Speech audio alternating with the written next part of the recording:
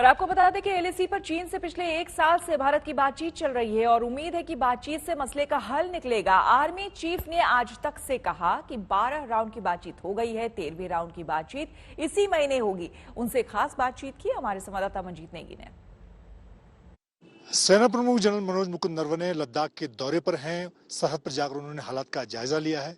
General साहब, जब से चीन के साथ विवाद की स्थिति है, अब लगातार जवानों के बीच पहुंचकर हालात का जायजा लेते हैं। इस वक्त जब 1 साल से ज्यादा का वक्त हो गया है, क्या मौजूदा हालात हैं?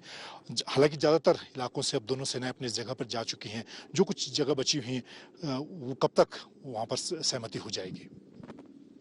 अभी जो एलएसी के ऊपर सिचुएशन है वो नियंत्रण में है।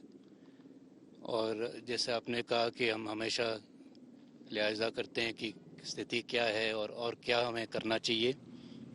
और पिछले 1 साल से हम लगातार बातचीत में हैं और मेरा हमेशा यही कहना रहा है कि जो भी मसले हैं वो बातचीत के ज़रिए वो हम उसका हल निकाल सकते हैं।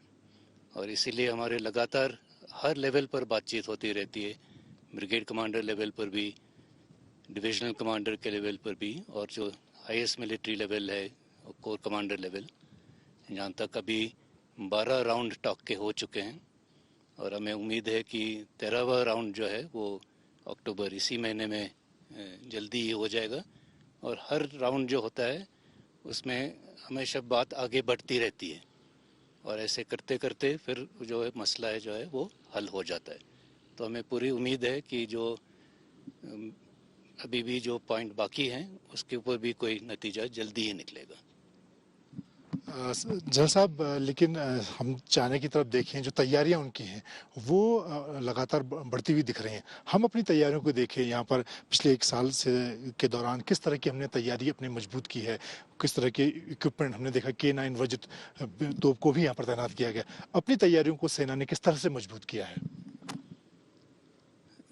चाइना ने अपने तरफ एलएसी के अपने तरफ काफ़ी इंफ्रास्ट्रक्चर पैदा किया है और ये लाजमी है कि ये इंफ्रास्ट्रक्चर ज़्यादा ट्रूप्स को तैनात करने के लिए ही है और ये हमें लगातार हमारे इसके ऊपर नज़र है। और उसको देखते हुए हम भी उतने ही कदम उठा रहे हैं जिससे कि हम उनका ठीक तरीके से जवाब दे पाए। और पिछले 1 साल में हमारे तरफ ईस्टर्न लद्दाख में इंफ्रास्ट्रक्चर की बहुत बढ़ोतरी हुई है।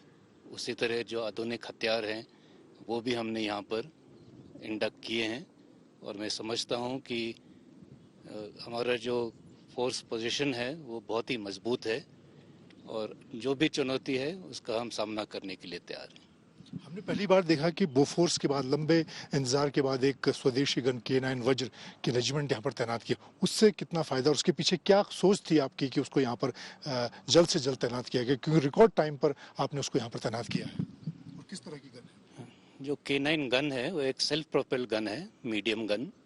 और ये जो है हम अपने जो आर्मर्ड फॉर्मेशन है जो अमूमन प्लेन्स के एरिया में, डेजर्ट के एरिया में तैनात होती हैं उनके लिए थी।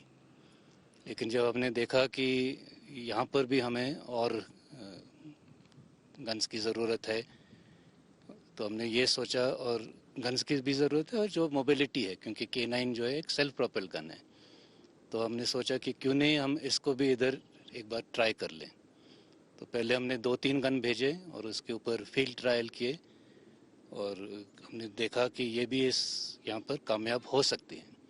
कुछ मॉडिफिकेशन करने पड़े हाई एल्टीट्यूड को देखते हुए, सर्दी को देखते हुए, लेकिन जो मैन्युफैक्चरर है वो ईम है, उन्होंने इन सिटू इधर ही आकर ये छोटे मोटे जो मॉडिफिकेशन करने थे वो किए